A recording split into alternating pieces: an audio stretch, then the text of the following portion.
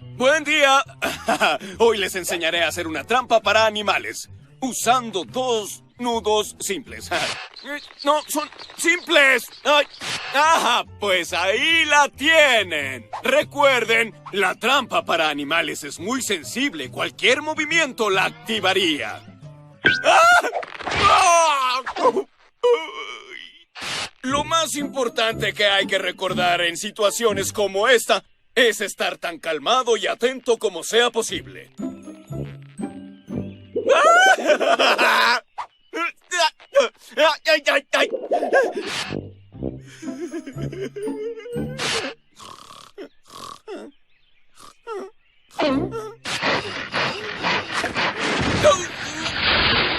Mami, papi, Bobby, mami, papi, Bobby, mami, papi, Bobby.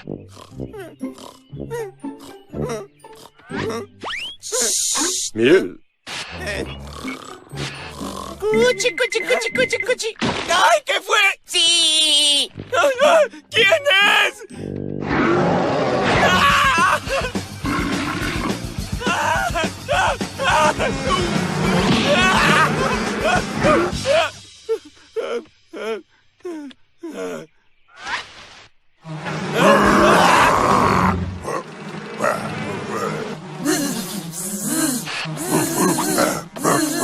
¡Ay, por favor, háganlo de una vez!